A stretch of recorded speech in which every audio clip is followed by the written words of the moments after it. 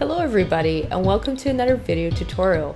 In today's tutorial I'll be showing you how I built my own skateboard from scratch. Prior to starting to work on this project, I began with the design and research portions. I decided to include a couple key shape designs in my personal board. From the side view, I decided to go with a very slight camber shape and knew that this would be the first part I would carve because of the precision needed. From the top view, I decided on how I would break down the different main zones so I'd have a better idea of where to sculpt the detailed shapes. At the tail area of the board, I decided to go with the W concave shape since this would allow me to experiment in the future with some basic tricks while still providing me with some maneuverability. After several online tutorials, I decided on a molding technique which was slightly different than the standard one I've found thus far.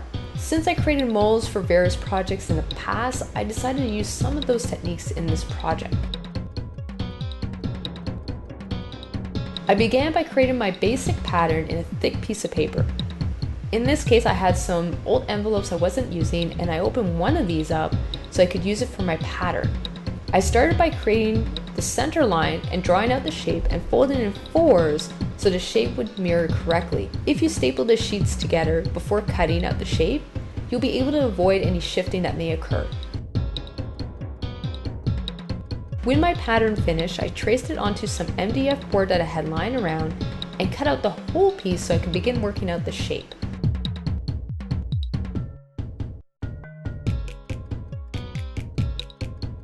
Although I only used 2 layers, I would recommend extending out your margins to 2 inches and having at least 3 layers of MDF if you choose to follow this technique.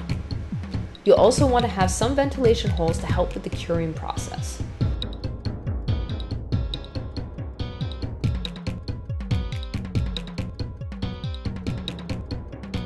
In order to save on time, I only cut enough material for my second layer in the areas which needed to be thicker.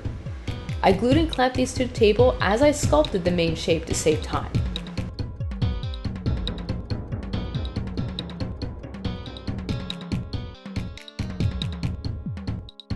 The glue that I used seemed to catch fast and didn't present too many issues when I began sculpting the shape. I would recommend cutting the 3 layers to the same size, however, since this can really save a lot of hassle when pressing the veneer. With the MDF glued together, I began to sculpt out the tail regions first, since these would present the greatest challenge. With that portion completed, I began working on the camber shape, which would give my board a little more spring to it.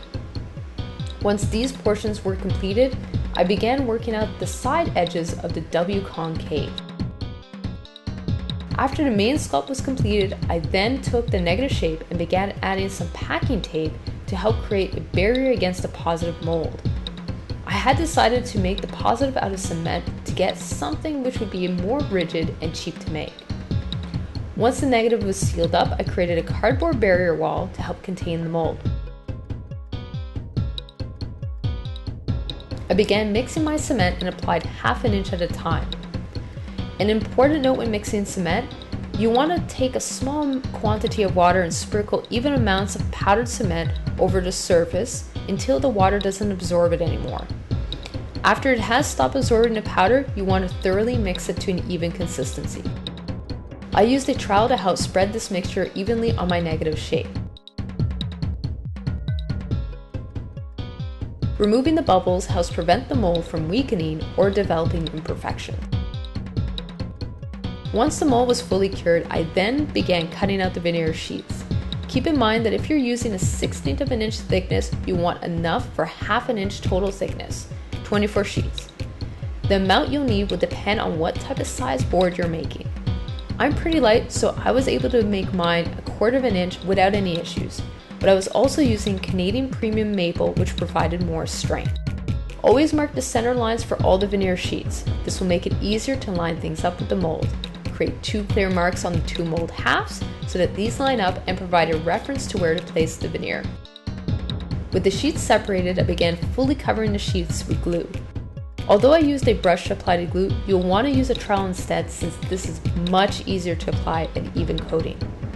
I applied 1 coat of glue per veneer sheet, but depending on the thickness of the veneer, you may wish to increase it to both sides.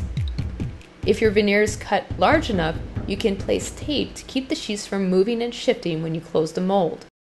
Even if I use a spray bottle to mist the veneer prior to applying glue, this is something that will not be needed if you use a trowel to apply the glue. The board must be as strong as possible, so having an undiluted form of glue is preferable. Once all the veneer was in place, I closed my mold and placed as many weights on it as possible. You'll need this weight to help push out any air bubbles and prevent the board from splitting. The curing took quite a while because of the thickness of veneer. If you created air holes to allow for air circulation, then this should reduce the amount of curing time.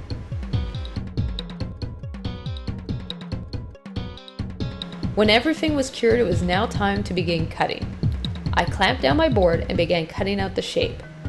Now my clamps were slipping off fairly often, so you may actually want to drill out holes first so that you can attach it properly to the surface.